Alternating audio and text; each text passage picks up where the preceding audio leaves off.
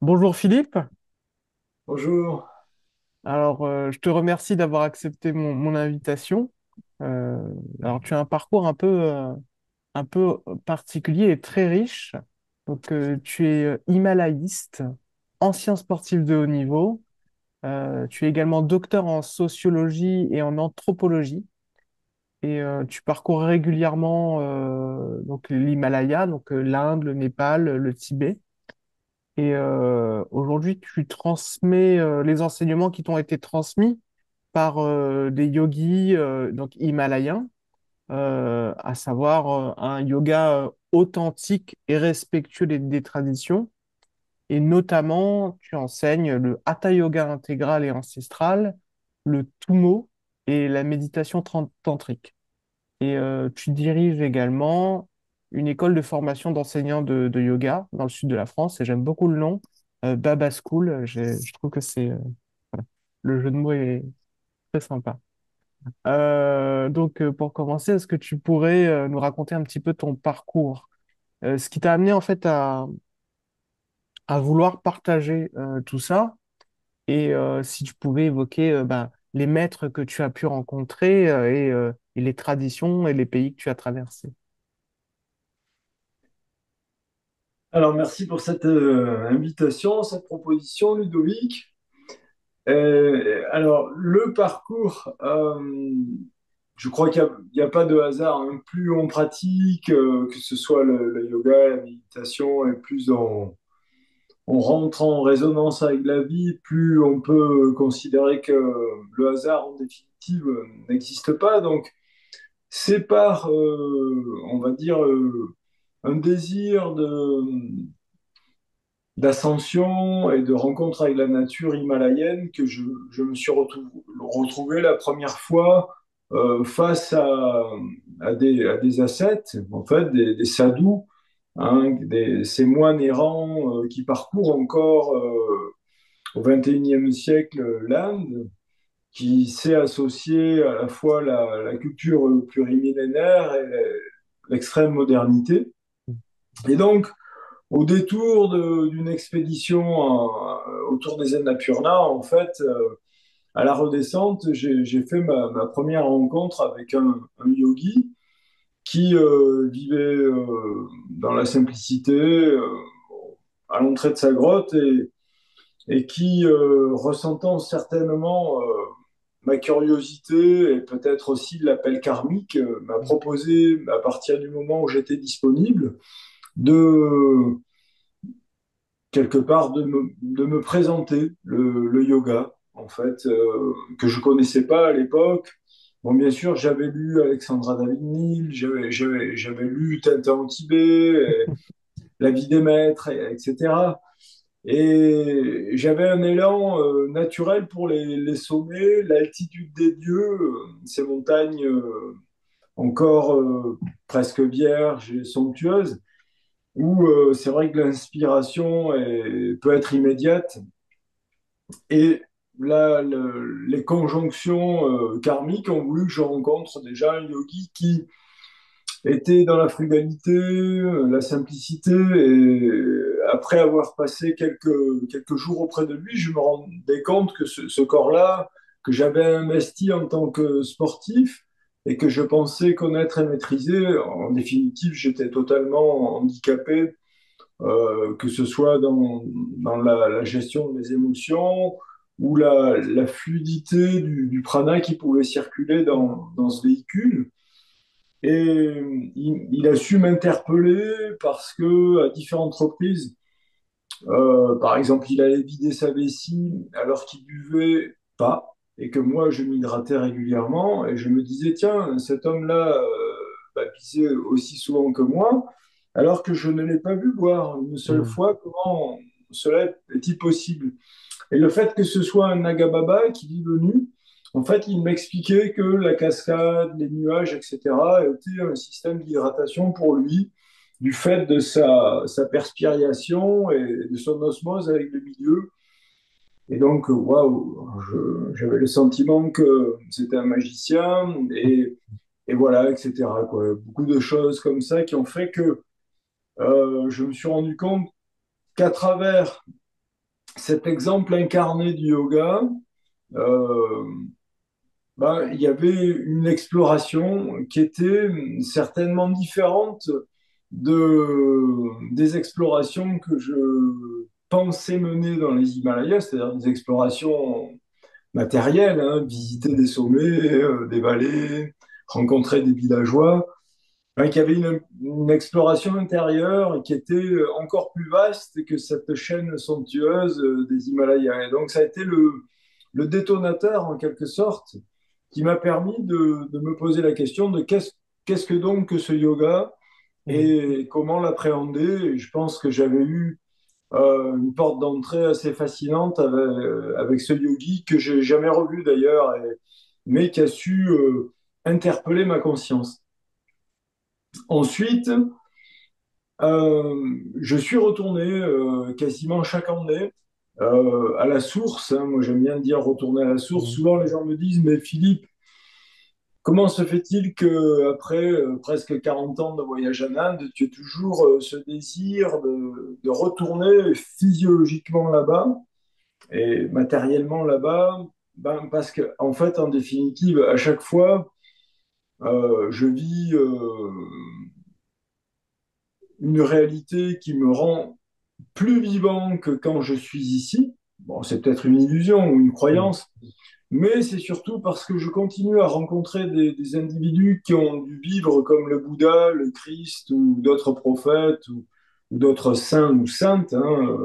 Il n'y a pas de sexisme dans mes propos, euh, mais incarnés. C'est-à-dire que plutôt que de lire un ouvrage et d'imaginer la vie du Christ ou du Bouddha ou même de Gandhi, euh, là, on a l'opportunité, encore dans ce pays qui sait quelque part protéger ses vieilles mémoires tout en développant une modernité aussi, on va dire, technologique que chez nous.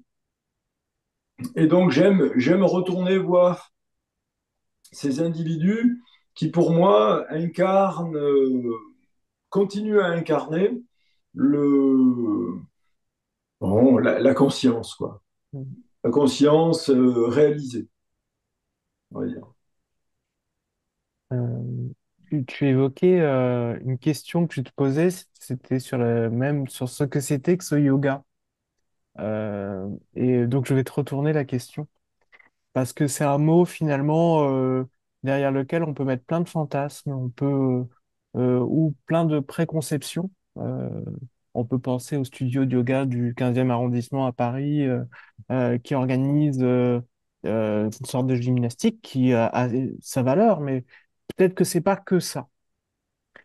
Et du coup, selon ton expérience et selon ta pratique et tes enseignements, même si c'est une question large, qu'est-ce que c'est que le yoga, que ce soit d'un point de vue étymologique, qu'est-ce que ça veut dire et qu'est-ce que ça recouvre? Alors, d'un point de vue étymologique, je pense que tout le monde est d'accord, mais c'est-à-dire union, ce qui relie, euh, hein, le joug, hein, ce qui fait le lien, ça a donné naissance au latin religare et donc à l'ancien français religion. En fait, c'est tout ce qui nous unit, ce qui nous rassemble quelque part, qui nous réunit. Mais au-delà de cette, bon, on va dire, définition commune, c'est vrai que le yoga reste, bon, déjà un mot qui n'a jamais été traduit. Si Mhm. tu, quand tu vas en Russie, yoga, c'est yoga. Quand tu vas en Chine, yoga, c'est yoga. Quand tu vas en Allemagne, yoga, c'est yoga, etc., etc. Donc, ça veut dire que déjà, la terminologie, la dimension sémantique du mot yoga n'a jamais eu besoin d'être traduite autrement que yoga dans toutes les langues de la Terre. Donc ça, c'est quand même assez fascinant.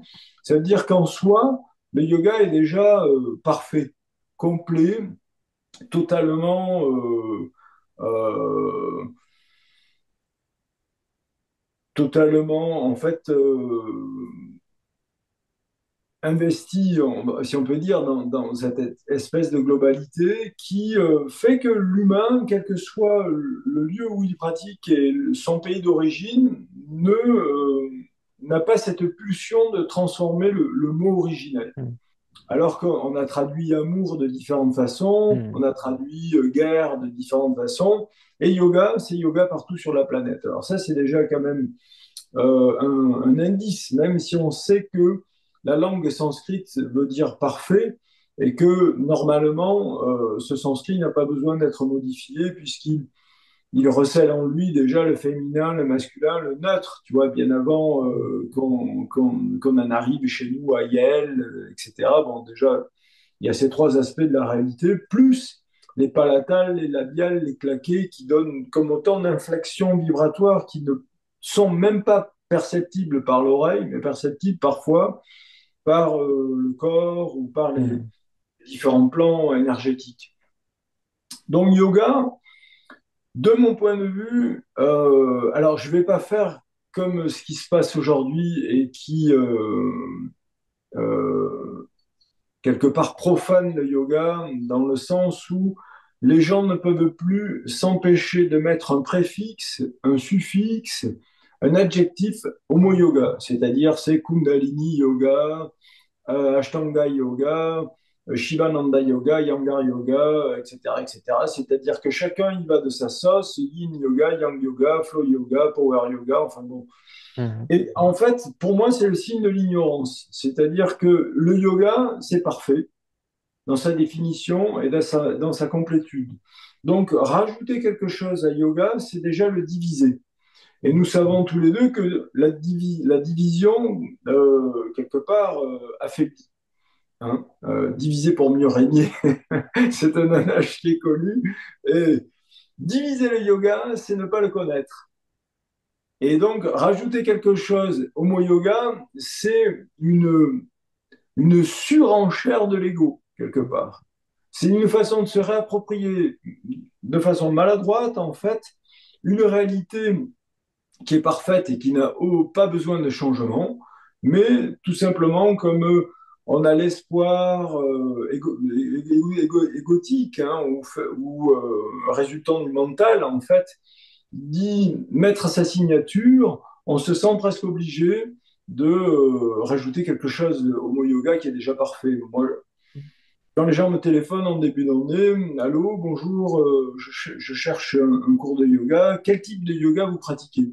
Alors je leur dis, mais allô, bonjour, je pratique le yoga. Oui, mais lequel? Ben, il y en a qu'un. Il y a qu'un yoga. Oui, mais j'ai lu qu'il y en avait 25 différents.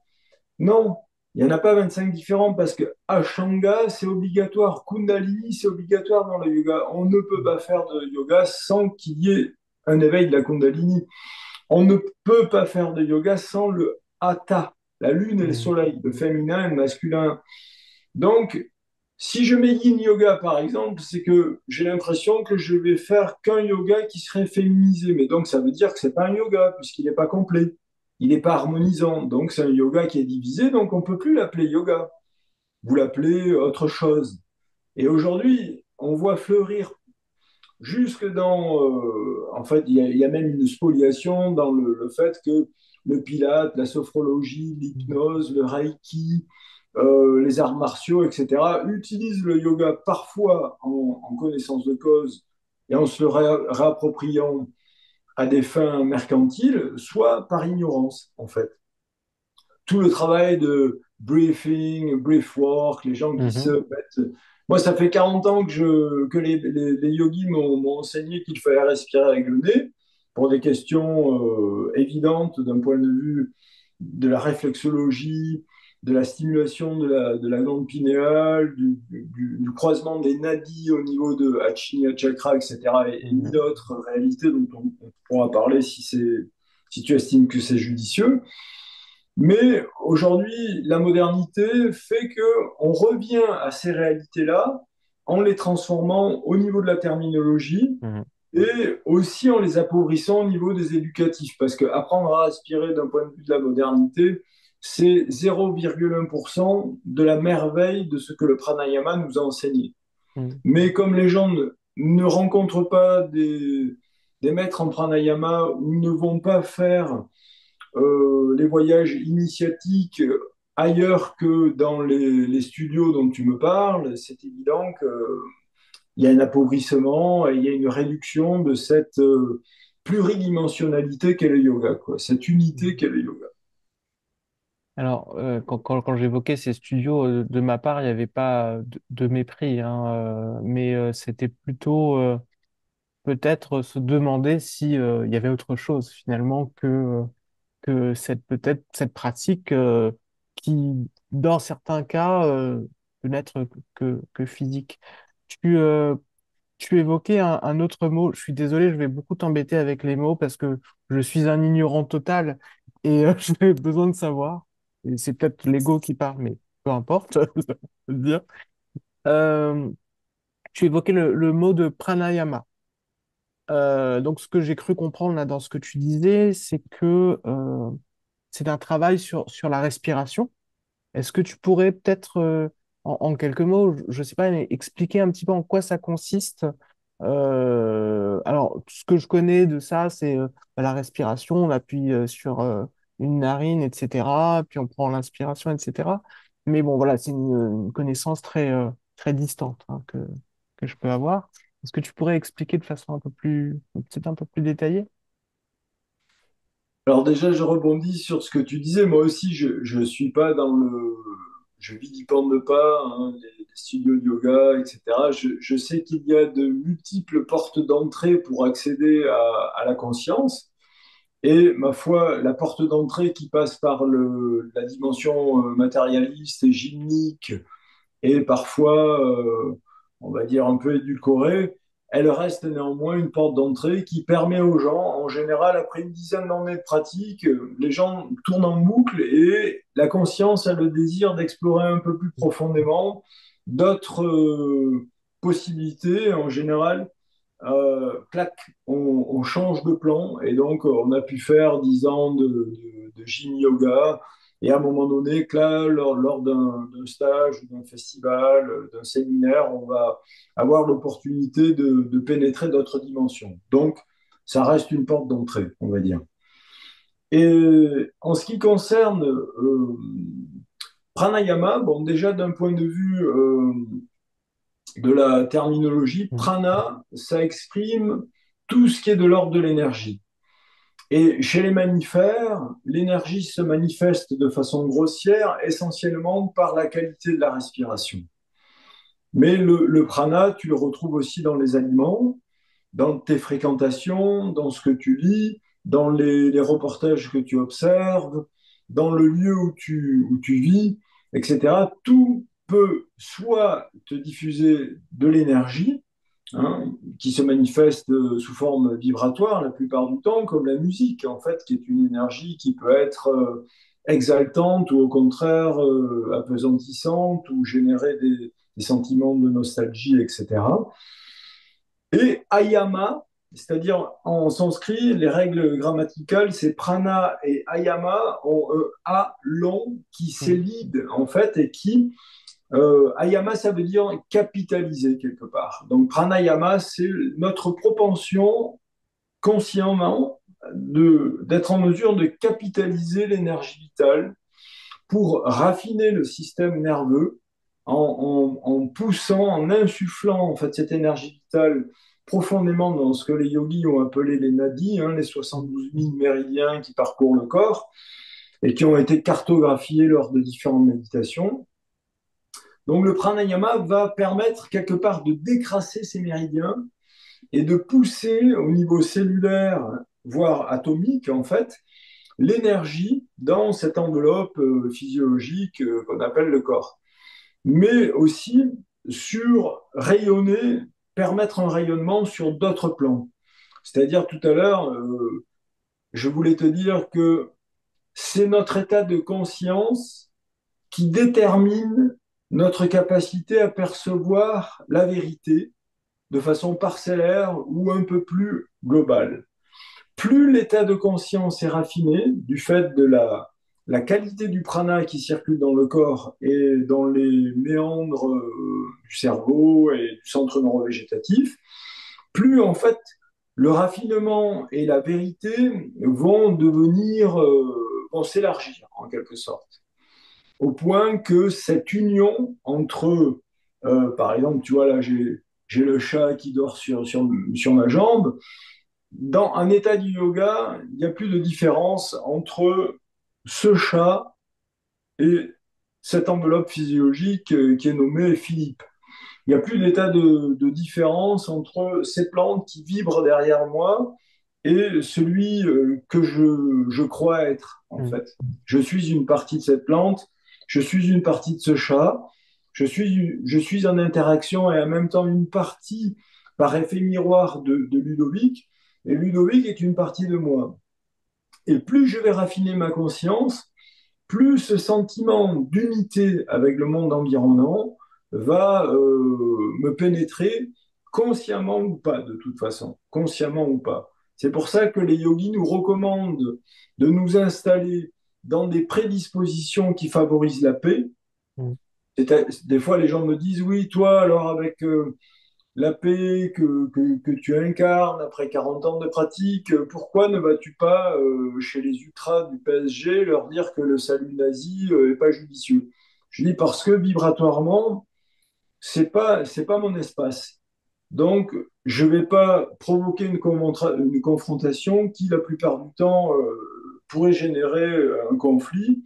Il vaut mieux que chacun chemine à sa façon et que les esprits, s'ils doivent se rencontrer à un moment donné, puissent le faire. Mais m'installer dans des espaces préjudiciables à l'éveil me paraît pas une solution Mm. judicieuse, en fait, surtout quand on chemine, quand on est devenu transparent, comme l'ont pu l'être peut-être Nelson Mandela, Gandhi ou d'autres.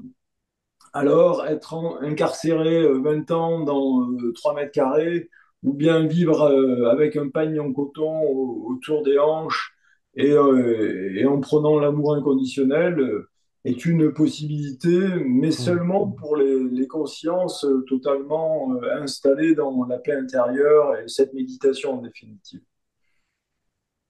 Et ce que tu dis là, ouais, enfin, bon, je viens plutôt d'une tradition, on va dire, bouddhiste, Vajrayana. Donc, et tout ce que tu as expliqué là sur le pranayama, ça me fait penser un peu aux pratiques qu'on peut avoir dans le tantrisme bouddhiste, on va dire. Et de toute façon, comme ça provient des mêmes régions, il y a quand même une porosité naturelle.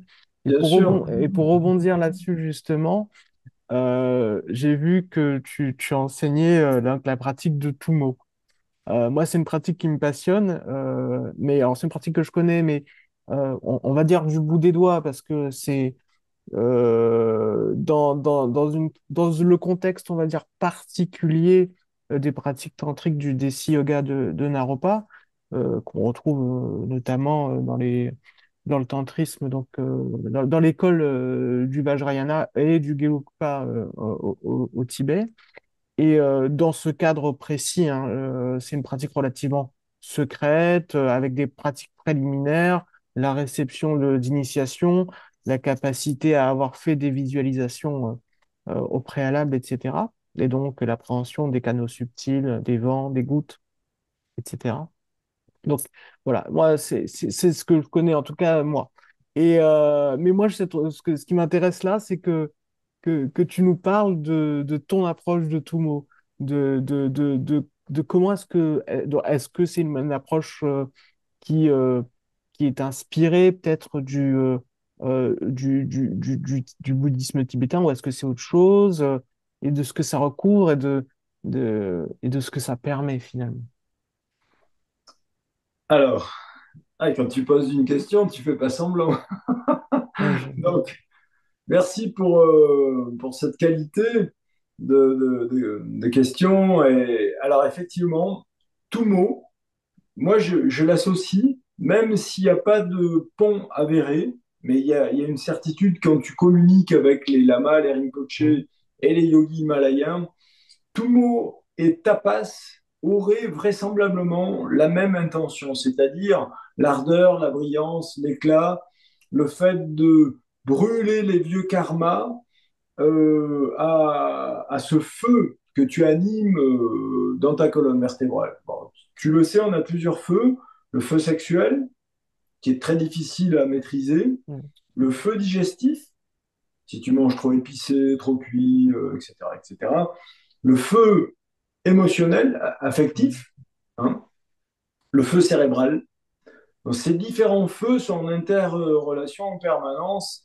Et le tumo, le tapas, en fait, est un des moyens, est une des techniques qui permet d'activer le feu à la, en fait, le froid brûle à un certain niveau d'intensité et active différents feux qui vont être de toute façon le préambule à une démarche spirituelle. C'est pour ça que moi j'ai reçu les enseignements de Maurice Daubard, qui était un yogi. Tu vois, j'ai passé 20 ans auprès de Maurice, il m'appelait mon petit frère, mon fils, et moi je le considérais comme un père ou un grand frère. Et on a eu une relation d'intimité affective et de cœur qui était merveilleuse. Et Maurice a toujours su dire que ce qu'il proposait comme Tumo était un Tumo d'inspiration tibétaine, en fait, tu vois. Parce que, effectivement, nous sommes bien conscients que si tu ne vis pas la retraite de 3 ans, 3 mois, 3 semaines, si tu ne déposes pas les vœux, si tu n'as pas une vie, parce que moi j'ai voyagé 2 fois au Tibet avant de finir expulsé quelque part parce que j'étais pas à ma place là-bas et je voyais des choses qu'il fallait pas voir.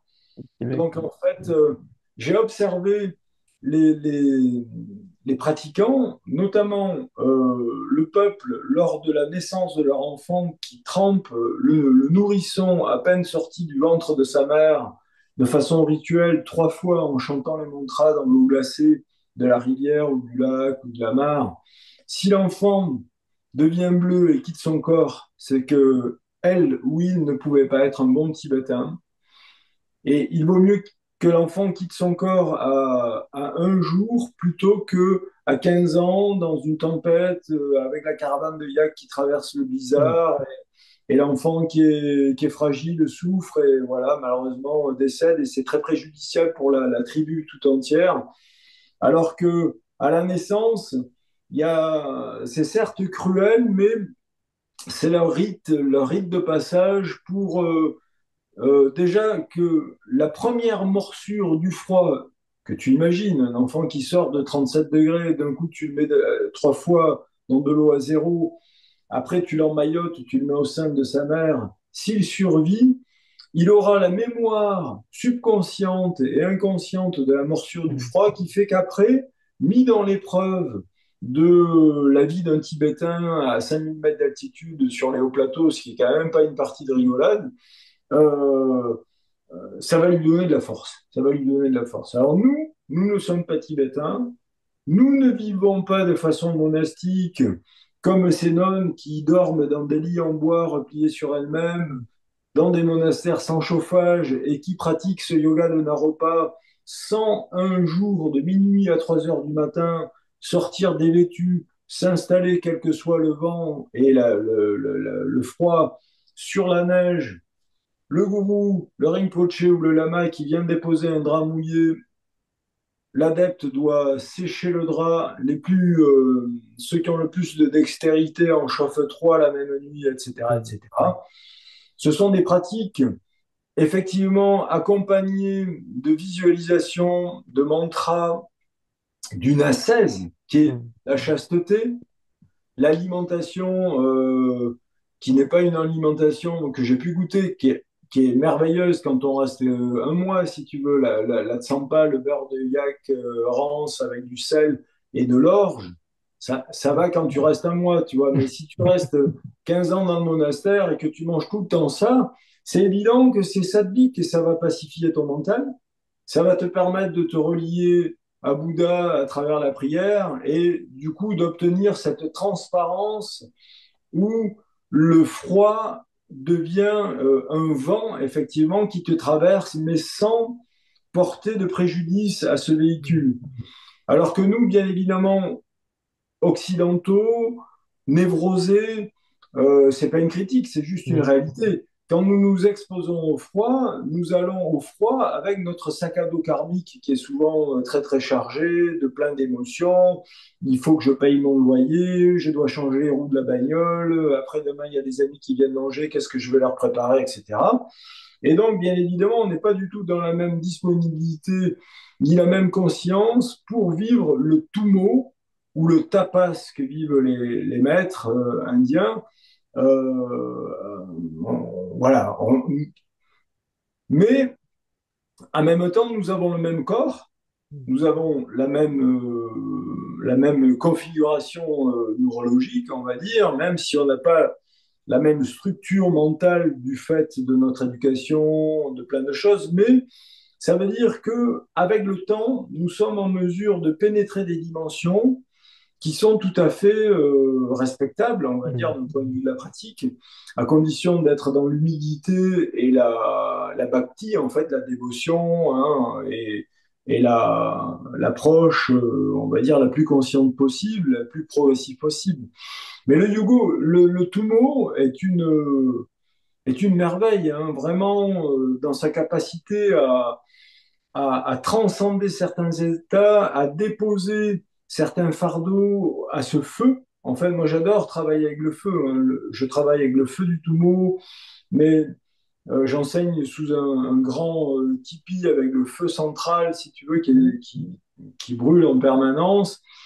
Je cuisine et je me chauffe avec un foyer, si tu veux, c'est un vieux poêle Godin, tu vois, qui me sert de, et donc, les babas en Inde, ils m'ont enseigné que quand je démarre mon feu en début d'année, et pas avec des journaux sur lesquels il y a marqué la guerre en Ukraine, Mhm. ou ce qui se passe à Gaza, ou la photo de George Bush, tu vois, je ne vais pas démarrer mon foyer avec ce type de réalité, je démarre avec des brindilles, je chante un petit mantra, et une fois que le feu du foyer démarre en début de saison d'hiver, je fais en sorte qu'il ne s'éteigne pas jusqu'en avril pour maintenir un plan vibratoire et énergétique constant au sein du foyer, ce qui stabilise l'humeur de tous les habitants de la maison et ce qui donne un flux énergétique et pranique constant.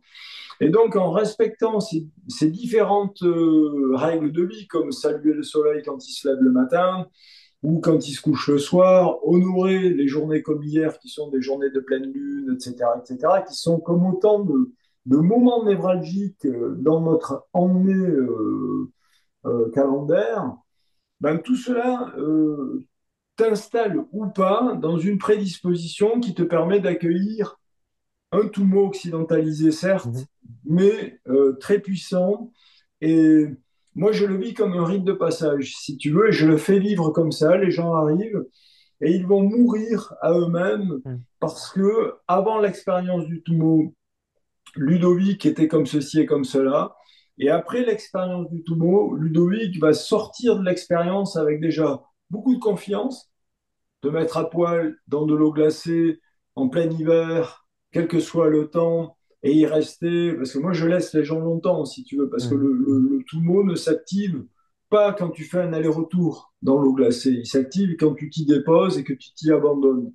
Et quand tu arrives à t'y abandonner, à condition de ne pas avoir des stents et de ne pas Mhm. être dans un état de dépression ou de pathologie avancée, on va dire, mais si tu es dans un état, on va dire, normal, hein, qu'est-ce que la normalité? On ne sait pas trop, mais dans un état normal, c'est-à-dire sans pathologie et sans trop de perturbations psychiques, tu vas être en mesure vraiment de vivre un rite de passage qui fait qu'une partie de toi va mourir parce que depuis tout petit, ta grand-mère t'a dit ne sors pas sans ton bonnet, ta mère et ton père t'ont dit mets tes gants, couvre-toi, ne reste pas dans le courant d'air, etc. Et d'un coup, tu fais exploser toutes ces déterminations, tous ces déterminismes qui vont mourir. Parfois, ils vont résister un peu, mais en fait, tu les offres au feu. Et donc, cette renaissance de Ludovic après l'expérience va être un homme nouveau. Et en ce sens-là, ça s'inscrit tout à fait dans la perspective de la sadhana, hein, c'est-à-dire cheminer sur la voie du yoga pour accéder à la rencontre de qui tu es. Qui suis-je dans le froid? Qui suis-je dans le chaud? Qui suis-je dans le silence? Qui suis-je quand je ne joue pas avec mon sexe, que je n'utilise pas mon téléphone? Qui suis-je quand je jeûne? Etc., etc. Donc le Tumo fait partie de ces outils qui sont mis à notre disposition. Et c'est vrai qu'aujourd'hui, dans ce monde où le syncrétisme et où on va dire, tout est accessible par le Hmm. biais d'Internet, et je collabore à cette réalité-là puisque je m'exprime sur ta chaîne à l'heure qu'il est. Mais néanmoins, ça ne t'empêche pas de vivre l'expérience. Et si tu es bien guidé, si la pratique se fait en conscience, elle va être éminemment transformatrice. Peut-être pas au point d'en arriver à cette transparence qu'ont les yogis tibétains ou les yogis himalayens, mais ce sera de toute façon un outil extrêmement bénéfique pour toi. Hmm. Voilà. Après, moi, je suis un garçon qui propose un Tumo systématiquement, comme j'ai pu le vivre en Himalaya et avec Maurice Dauvard, dans la nature. C'est-à-dire, il est hors de question de s'installer dans une boîte en plastique, si tu veux, Hmm. avec des glaçons qui ont été construits dans un congélateur qui est alimenté par l'énergie nucléaire et qui t'amène une vibration en fait qui t'éloigne du vivant et qui renforce quelque part cette technologie toute Hmm. puissante, tu vois, où l'eau est chlorée, les glaçons sont le résultat d'une technique nucléaire, en fait, la congélation, et ton bac est en plastoc, tu vois. Donc, c'est que des principes de séparation. Donc, moi, je préfère amener les gens dans la nature, dans des lacs, des sources, dans l'océan, comme il y a 15 jours à Saint-Malo, par exemple, Hmm. tu vois, ou, euh, ou en montagne, dans la neige, etc., pour que le prana, hein, puisque c'était ta question précédente, puisse investir le corps des pratiquants. Parce que plus tu es entouré de nature sauvage et plus la vie rayonne autour de toi, plus facilement tu peux l'intégrer. Pour connaître notre nature, il faut s'immerger dans la nature. Plus on se sépare de la nature, moins nous avons l'opportunité de connaître notre nature. Si notre nature fantasmée, intellectualisée, mais pas notre nature incarnée. Là, tu évoques quelque chose, enfin, tu l'as évoqué à plusieurs reprises, c'est quelque part une sorte de but ultime, si on peut parler d'un but, enfin, de réalisation quelque part de notre nature, de qui on est vraiment, vraiment. Euh, et moi, c'est une question m'intéresse beaucoup, que ce soit dans ma pratique ou même comme phénomène d'investigation intellectuelle, même si pour certains ça peut être un gros mot, mais peu importe. J'aurais voulu savoir qu'est-ce que qu'est-ce que ça recouvre en fait cette réalisation de notre véritable nature. Alors certains pourraient appeler ça l'union avec le soi ou l'éveil ou la réalisation de soi. Enfin, bon, il y a une centaine de mots. Et peut-être il y a une centaine d'explications derrière aussi, ou la libération ou la délivrance, hein, que sais-je. Alors qu'est-ce que ça recouvre pour toi? Enfin, si tu devais le formuler en mots, même si c'est des choses qui sont difficilement, par définition, formulables, et quelles en sont les implications sur l'existence conditionnée qu'on continue ou pas à avoir finalement? Alors, moi, je suis un garçon pragmatique. Et mon professeur de philosophie m'avait dit, Philippe, si tu tombes dans les escaliers et que à la fin de ta chute, ta tête heurte la table, si tu as mal à la tête, c'est que la table existe. Et donc, la réalité, pour moi, c'est ce qui résiste. Il y a beaucoup de gens aujourd'hui qui transcendent la réalité par une fantasmatique intellectualisée. Et donc, tu vois fleurir sur la toile, réunissons-nous pour méditer pour la paix à Gaza. Et donc, il y a 100 000 personnes qui sont là et qui envoient dans l'espace leur forme de pensée positive. Et quand tu parles de ça avec des yogis himalayens, ils te disent, ils sont mignons les Occidentaux, mais quand bien même sont-ils 100 000 à méditer, tu vois bien qu'il ne se passe rien. Donc, s'il ne se passe rien dans la réalité matérielle, c'est que le sankalpa, c'est-à-dire l'émission de pensées positives créatrices envoyées lors des pseudo-méditations par tous ces gens qui ont de bonnes intentions, sont profondément inutiles parce que ces gens-là ne sont pas cohérents. Ils vont continuer à manger du veau en batterie et c'est la mémoire du cadavre qui rejaillit dans leur Mm. méditation. Ils vont continuer à traiter leurs voisins d'enfoirés et donc c'est la mémoire de cette vibration qui rejaillit dans la méditation. Ils vont continuer à tromper leurs femmes, à regarder des horreurs sur Internet, à manger debout à toute vitesse sans prendre conscience de la beauté de ce qu'ils sont en train d'ingérer, etc., etc. Donc, du coup, leur méditation ne vaut rien. Elle vaut rien, tu vois.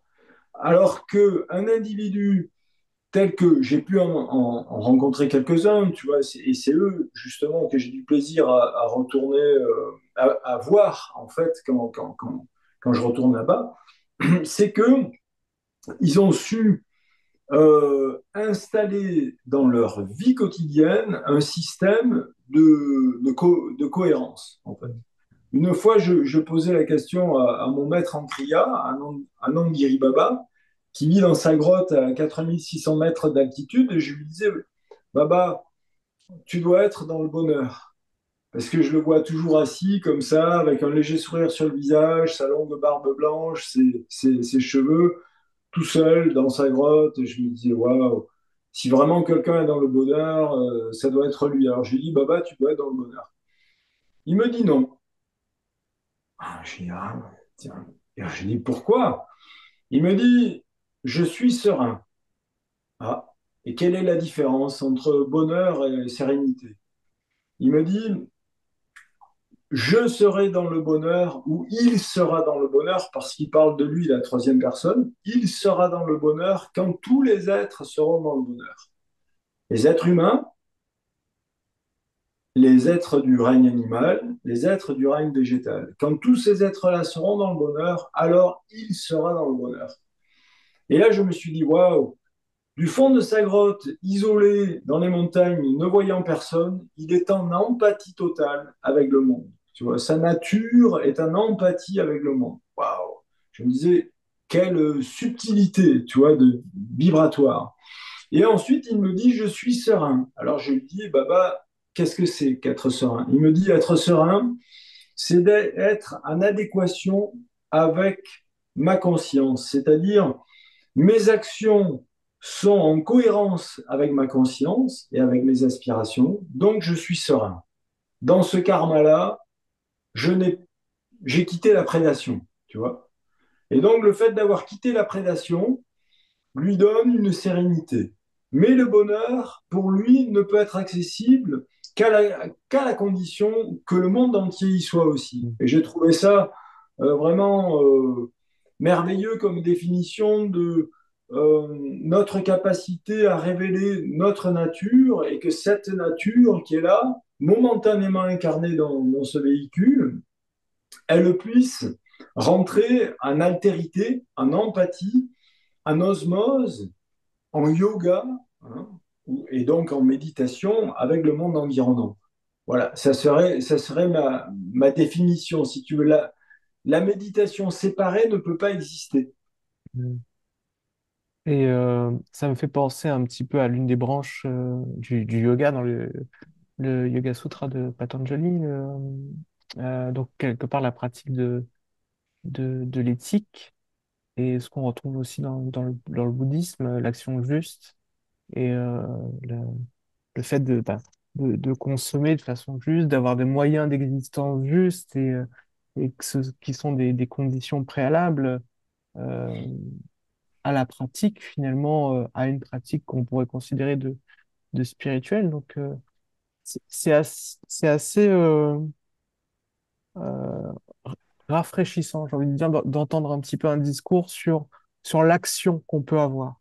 C'est ça parce que, tu vois, j'ai reçu une lettre, je parle de mon actualité, hein, je te parle de mon actualité. Samedi, je reçois un courrier écrit de façon un peu scolaire, avec une écriture très polissée, très jolie, bien alignée, et orné, agrémenté, ce courrier manuscrit, agrémenté de jolis petits dessins.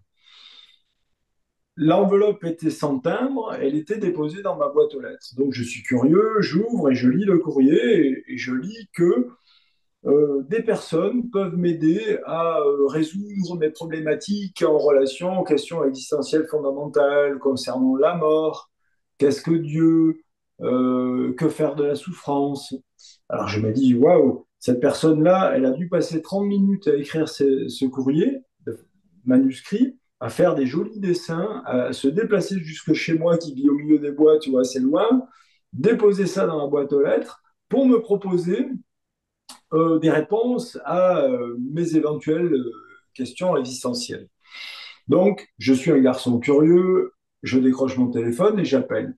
Je tombe sur une voix féminine très douce qui me dit voilà, qui m'explique qu'elle peut me sauver. Et par l'intermédiaire de sa confrérie, et donc elle est témoin de Jéhovah. Je lui dis, ah, vous êtes témoin de Jéhovah? Et je lui dis, moi aussi. Parce que, mais je suis aussi bouddhiste, je suis aussi musulman, je suis aussi hébreu, chrétien, shivaïte, homme des bois, athée. Alors elle me dit, mais vous pouvez pas être tout à la fois. J'ai dit, si, bien sûr, je suis tout à la fois. Ou tout au moins, j'ai ce sentiment, qui peut être une illusion. Je ne connais pas tous les textes par cœur, mais j'essaye d'aller vers l'essence de chacun. Bon. Et moi, je lui dis, est-ce que moi, je peux vous poser une question? Elle me dit, oui. Je lui dis, est-ce que vous êtes végétarienne? Elle me dit non. Pourquoi? Je lui dis, parce qu'aujourd'hui, par exemple, la déforestation de l'Amazonie est relative au fait qu'on fait pousser des céréales et du soja pour nourrir les ovins, les bovins, et donc que cette planète va bientôt brûler parce que nous consommons trop de viande. Et qu'en plus, en tant que témoin de Jéhovah, vous êtes censé respecter la parole du Christ qui a dit tu ne tueras point, et moi je l'interprète comme tu ne tueras rien, et vous, vous l'interprétez seulement comme tu ne tueras pas ton frère, témoin de Jéhovah ou chrétien, mais le reste peut être quelque part exploitable. Et je lui dis d'autant plus que en mangeant trop de viande et de poisson, vous affamez 100 à 200 millions d'enfants qui meurent Mhm. de faim tous les mois parce que vous consommez trop. Et j'ai dit, est-ce que c'est être un bon témoin de Jéhovah que de faire mourir les petits-enfants? Il m'a dit, mais quand même, vous me bouleversez, vous ne pouvez pas vous exprimer comme ça. Moi, elle me dit, ce que je vis repose sur la foi. Et donc là, j'en reviens à ce que je te disais, je suis un garçon pragmatique et mon Mhm. professeur de philosophie me disait la réalité, c'est ce qui résiste. Donc je lui sors la phrase la plus triviale possible en lui disant, voilà, imaginez que je viole une gamine de 12 ans et que, à l'issue de ce viol, je me mette à prier pour elle avec une foi vraiment sincère. Est-ce que vous pensez que ce qui va résister dans le corps et le psychisme de cette gamine, c'est la beauté de ma prière ou la violence du viol?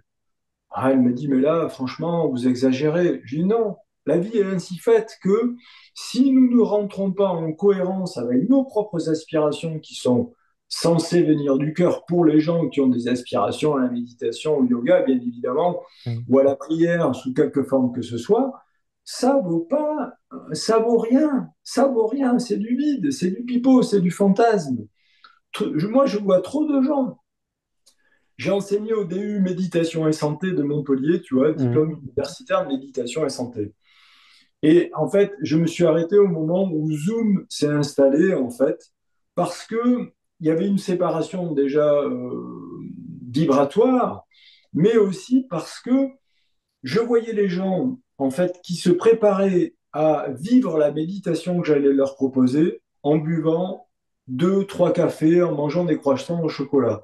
Donc je m'adresse à eux et je leur dis, mais excusez-moi, nous ne pouvons pas méditer sur la digestion, nous ne pouvons pas méditer en utilisant des drogues de travail qui accélèrent votre rythme cardiaque et vous envoient, d'un point de vue neurologique, dans l'hyper-raison. Si vous allez dans l'hyper-raison induite par le café, vous ne pouvez pas retrouver les différents états de conscience qui sont ceux de l'élargissement justement de cette conscience jusqu'à obtenir l'unité globale. Oui, oui, non, nous pratiquons la pleine conscience, on n'en a rien à foutre des perspectives protocolaires, on est des scientifiques, on a une méditation raisonnée. Alors moi, je leur ai dit, bon, mais de mon point de vue, j'arriverai jamais à vous faire sortir du fantasme ou de l'intellectualisation, donc c'est lettre morte. Tu vois, alors Mhm. je suis un peu radical comme garçon, mais si tu veux, pourquoi 15 000 ans de méthodologie sont censés nous amener à un état de conscience et pourquoi aujourd'hui il faudrait balayer tout ça d'un revers de la main et se prendre pour Dieu avec un ego démultiplié en pensant qu'on va méditer sans produire le, on va dire, c'est pas un effort, mais sans produire au moins un état de réceptivité cohérent pour recevoir la méditation.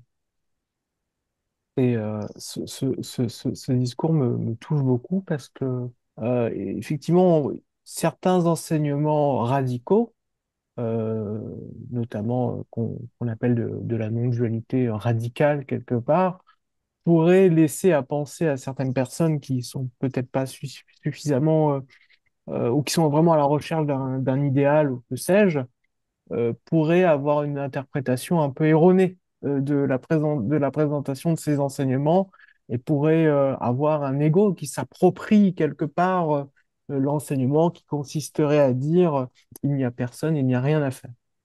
Et donc, j'aime beaucoup euh, ta, euh, ta, ta description de finalement pragmatique de bah, finalement on a quand même ça, une manifestation, quelque chose.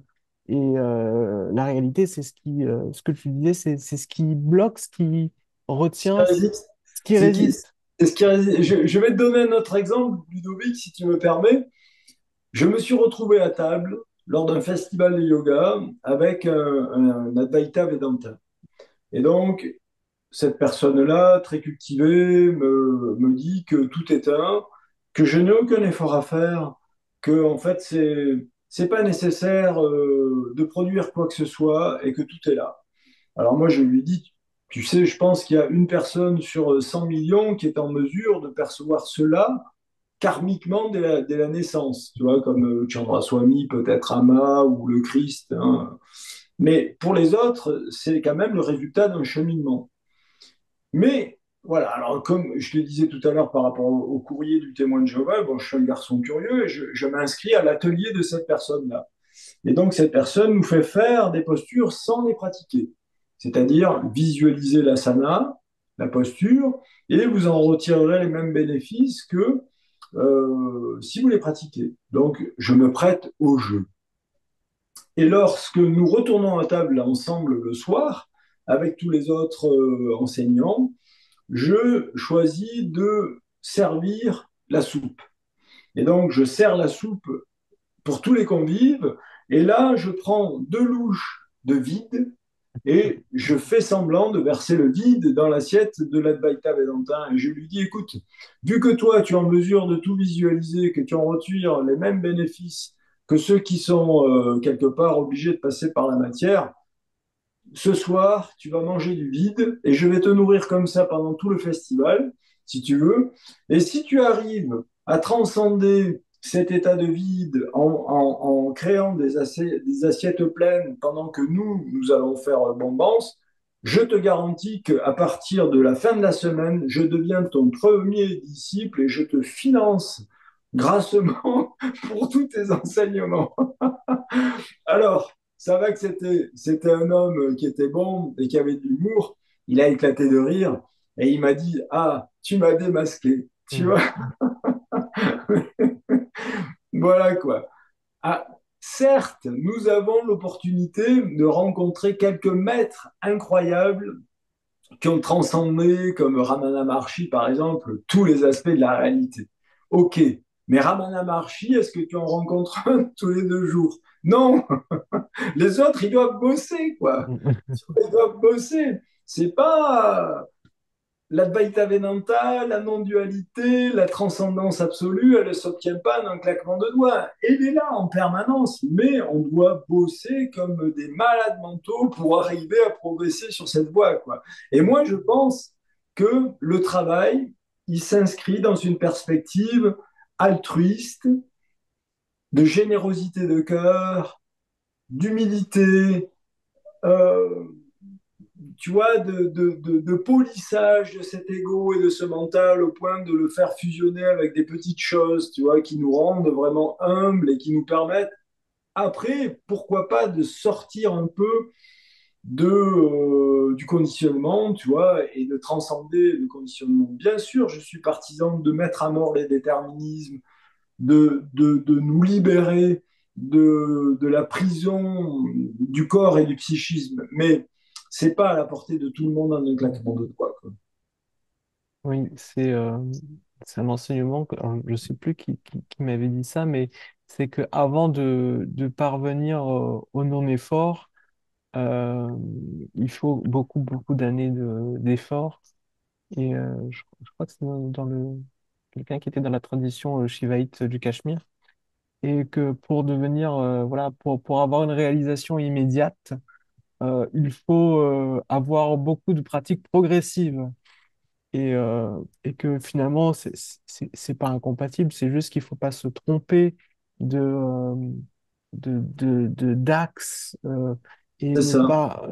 C'est pas parce que effectivement les choses sont déjà là, entre guillemets, qu'on y a forcément accès, parce qu'on a des conditionnements qui sont d'une puissance folle. Je trouve que c'est déjà intellectuellement, parce que là on en discute, hein, donc Oui, il y a de l'intellect. C'est un beau débat justement qui permet de ne pas finalement rester bloqué dans une vue absolutiste où euh, chacun a absolument raison. Et, euh, et le fait de pouvoir confronter peut-être des aspects de la réalité un peu différents, ça permet justement de dénouer des tensions et des certitudes. Et à titre personnel, je me méfie beaucoup des certitudes. C'est pour ça que- oui, voilà. Et si tu veux, moi, je suis un traditionnaliste. Je lis les textes, je confronte ces textes à la rencontre de femmes et d'hommes qui incarnent, autant que faire se peut, la démarche. Et après, je rentre à la maison et je m'observe, en fait. Tu vois, je m'observe dans la pratique, je m'observe dans la nature. Mais, mais bon, voilà, on est vraiment dans une société où l'effort, il y a de moins en moins d'efforts et on va dire la sincérité, l'intégrité dans la démarche, elle a tendance à être, oui, à être transformée par le mental qui est à ce point puissant qui nous illusionne en fait. C'est la suprême Maya, quoi. C'est une double Maya, quoi. Tu vois. Et parfois, il prend des chemins insoupçonnés. Euh, et, euh, j'ai juste une dernière question, justement sur cette question de l'illusion. Parce que sur un chemin spirituel, moi, je vois le chemin spirituel comme un chemin semé de fausses lignes d'arrivée, quelque part. Et donc, où il est très facile de, d'ouvrir sa chaîne YouTube et de faire une vidéo sur l'éveil. Je parle de moi euh, personnellement. Mais, et donc de se croire, de prendre des vessies pour des lanternes, de se croire ce qui finalement n'est qu'un accident de parcours et quelque chose d'impermanent. Donc quelle attitude en fait avoir pour éviter ce genre pour éviter de tomber en fait dans le panneau encore et encore sur ces prétendues réalisations. Ben, moi, je pense que c'est judicieux d'éviter la complaisance, la duperie, la falasserie avec soi-même.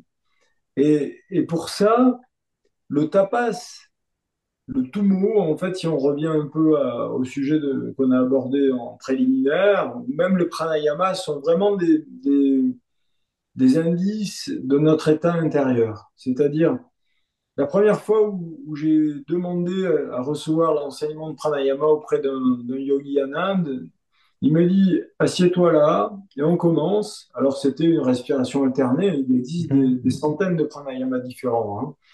Là, c'était une respiration alternée qu'on appelle anuloma viloma et qui repose sur le principe de, pour une valeur à l'inspire, on a quatre valeurs en suspension et deux valeurs à l'expire. 1, 4, 2. Et lui, il me met directement à 32, inspire, 120 et quelques, suspension, 64 expire, tu vois, en termes de secondes. Mhm. Et bien sûr, je suis foqué. Et il me dit, mais tu sais pas respirer et tu veux apprendre le pranayama. Il me dit, tu as du temps? Ben, je lui dis, oui, j'ai un peu de temps. Il me dit, bon, mais tu vas rester ici à poil avec, à l'époque, j'avais pas de téléphone, avec ton sac à dos posé à l'entrée de la grotte, là, et je vais te nourrir pendant 10 jours avec l'eau de mon riz. Et dans 10 jours, on recommencera. Et en étant assis en vibration avec ce yogi, dans la frugalité totale et le dénuement, 10 jours après, le pranayama a commencé à s'installer parce que j'avais réussi à baisser la pression interne, si tu veux, la pression psychique, celle des émotions, celle du mental. Et je sais que quand on est dans certaines pratiques intenses, alors tu ne peux pas être ailleurs que là où tu es. Quand tu es dans l'eau froide, par exemple, tu es vraiment à 100% dans l'eau froide. Tu n'es pas en train de penser Mhm. à ce que tu vas acheter pour recevoir tes amis le lendemain, tu vois. Tu es totalement présent à ce que tu fais parce que c'est tellement intense et saisissant, ça te prend tellement d'énergie psychique, physique, énergétique, tout ce que tu veux, que tu ne peux qu'être là. Mhm. Donc, de mon point de vue, ce sont des moments qui te renvoient, tu vois, à quelque chose de transversal. C'est-à-dire, là, par exemple, j'étais à Saint-Malo, on était une quarantaine. Il y a des médecins, des avocats, des ouvriers, concierges, instituteurs, des hommes, des femmes, des vieux, des jeunes. Et quand tout le monde va dans l'eau, en maillot, il n'y a qu'une seule personne. La personne face à elle-même, tu vois, et à l'univers. Et là, les gens se révèlent au-delà de toute leur carapace, au-delà de toute cette pièce de théâtre qui est une construction sociale de la réalité, hein, puisque tu sais que j'ai fait sociologie, Mhm. et 99,9% de ce que nous pensons est le résultat de la culture. C'est-à-dire, nous pensons le monde, et le monde est le reflet de notre pensée, que euh, parce que nous vivons culturellement une condition. Et amener l'individu à quitter toutes ces constructions mentales pour retrouver la non-dualité ou retrouver la présence absolue, pour le yogi que je suis, à 60 ans, si tu veux, c'est encore aller ou proposer des expériences où tu peux pas faire autrement que d'être là. Mhm. Soit tu es dans l'eau froide, soit tu sors en courant, tu te rhabilles et tu rentres au chalet très chauffé. Mais il n'y a pas deux alternatives. Et ceux qui restent, je te garantis qu'ils sont présents à ce moment-là. Ça peut être présent à une certaine forme d'euphorie ou de douleur, mais ils sont là. Ils sont là dans l'expérimentation, tu vois. Ils ne sont pas en train de fantasmer l'expérimentation. Parce que l'expérimentation est tellement intense que tu ne peux pas faire autrement que de la vivre. Et moi, je pousse ma pratique jusqu'à certaines limites que certaines personnes pourraient considérer comme de la mortification, du masochisme. Mais non, c'est juste pour voir si j'arrive à dissocier. C'est-à-dire, je me fais enlever les dents sans anesthésie, par exemple, tu vois, arracher les dents sans anesthésie. Et donc, quand le chirurgien dentiste me dit, oh là là, Philippe, franchement, je ne sais pas comment vous faites, mais je suis en train de vous enlever les morceaux de la molaire en travaillant le nerf à vif. Et je vous vois en train de regarder le jardin avec un, une joie sans raison qui s'affiche sur votre visage. Elle me dit, ça m'interpelle. Soit vous êtes maso ou fou, soit vous avez une certaine forme de maîtrise du déplacement de la conscience. Et je lui dis, c'est la deuxième option. Je suis un yogi joyeux, je ne, je, et je supporte ni l'injustice ni la souffrance en fait. Hein. C'est pour ça que je suis végétarien, que j'aime les plantes, les animaux, etc. Et les humains, bien évidemment. Mais aller dans l'expérience de la douleur pour la reconnaître telle qu'elle est, c'est-à-dire est-ce que cette souffrance appartient à Philippe ou est-ce que cette souffrance est une souffrance parce que le système nerveux m'envoie des signaux que j'identifie à la souffrance. Et quand j'arrive à être dans un espace d'observation neutre de ce qui se passe, je souffre beaucoup moins. Et là, je me dis, waouh, tu commences à toucher du doigt un état qui te permet de relativiser l'expérience existentielle. La vie, la mort, la souffrance, la peine, la joie, etc., etc. Et dans cet espace de relativité qui est le résultat d'un entraînement et d'une dextérité psychique et physiologique, et aussi un état de confiance, bien évidemment. Les pauvres qui sont torturés contre leur gré sont pas du tout dans le même état de conscience que quelqu'un qui se prête joyeusement à une expérience physiologique, tu vois, et émotionnelle. Là, y a pas photo là-dessus, c'est une évidence. Mais quand nous pouvons aller chercher chercher l'expérimentation pour nous permettre un espace de relativité, moi, je suis plutôt partisan de cela. Et de toute façon, même si le yogi ne pratique que des méditations silencieuses et immobiles, il est de toute façon l'observateur de milliers de mécanismes qui vont faire qu'à un moment donné, ses genoux vont brûler, il va avoir mal au dos, il va plus supporter la durée, il va falloir qu'il se lève boire un chocolat chaud, etc., etc. Mais nous ne pouvons pas passer à côté de l'expérimentation. Dans ce que tu dis, il y a énormément de choses. Donc, je te remercie vraiment pour tout ça, parce que finalement, tu as partagé euh, sans résistance, j'ai envie de dire. Tu as vraiment été très généreux. Et bah, je te remercie vraiment. Et